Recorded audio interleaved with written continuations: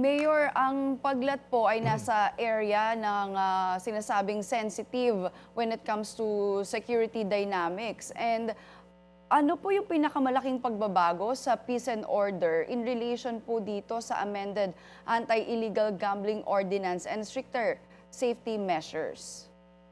Yes, because what I said earlier, because of the collaborative efforts ng ating mga security sectors from our AFP, PNP, and even the MILF commanders, uh, na ano to, pag na-prevent natin na magkaroon ng mga gambling. And ang munisipyo namin is mostly ang religion po dito is Islam.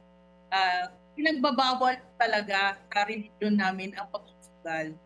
So, ano po talaga namin yan. Yan po yung mga sinunod namin. And alhamdulillah naman po, is yung mga kababayan naman natin dito is ayaw din naman nila ng gusto.